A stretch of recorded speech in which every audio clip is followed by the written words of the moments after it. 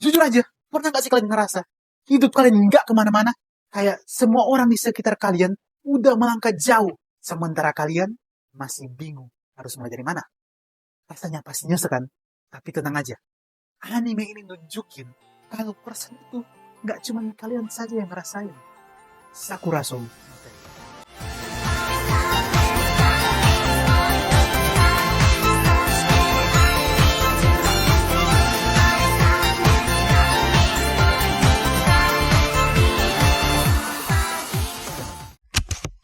Anime Sakura Soul no Pet Nakanojo nunjukin banget rasanya kayak gitu. Tentang mimpi besar, kegagalan, dan gimana rasanya tumbuh bareng orang lain yang juga lagi berjuang. Oh iya, disclaimer, anime ini ada beberapa adegan ecchi. Jadi disarankan buat penonton yang udah cukup umur ya. Ceritanya sendiri cukup menarik. Sakura So mengambil latar di sebuah asrama, tempat anak-anak yang dianggap bermasalah, tapi di balik reputasi itu, asrama ini justru tempat mereka belajar banyak hal. Bukan cuma soal bakat, tapi juga tentang diri sendiri dan gimana nerima kekurangan masing-masing. Terutamanya adalah Sorata Kanda, cowok biasa yang pengen punya hati. Dia punya mimpi besar di dunia game design. Tapi sering banget gagal dan ngerasa nggak cukup berbakat. Kadang iri, kadang kesel, tapi dia nggak pernah benar-benar nyerah. Lewat Sorata kita bisa ngerasain gimana rasanya berjuang keras tapi tetap ngerasa tertinggal. Dan itu relate banget sama kehidupan nyata.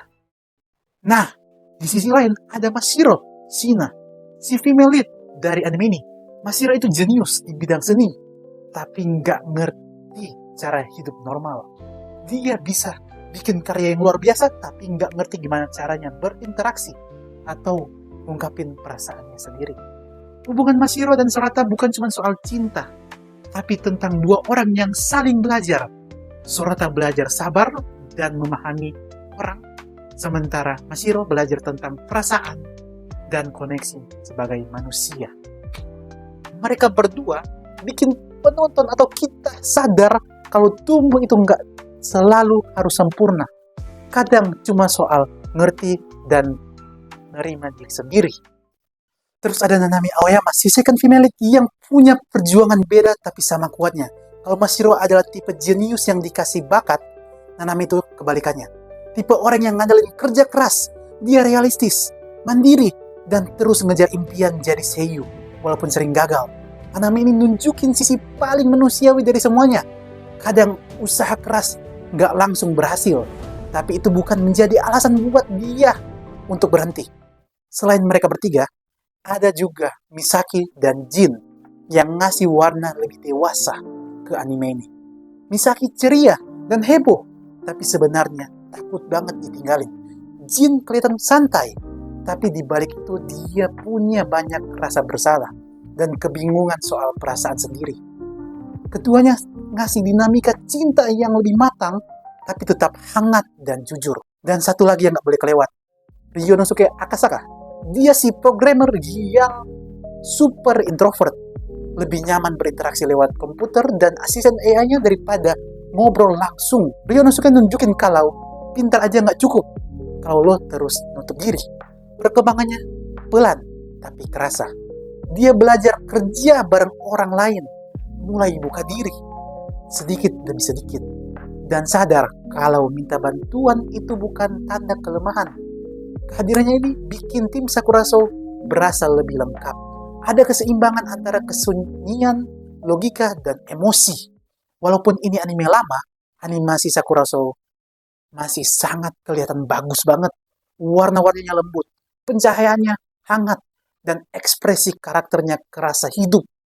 Dan jujur aja, komedinya juga masih sangat-sangat lucu sampai sekarang.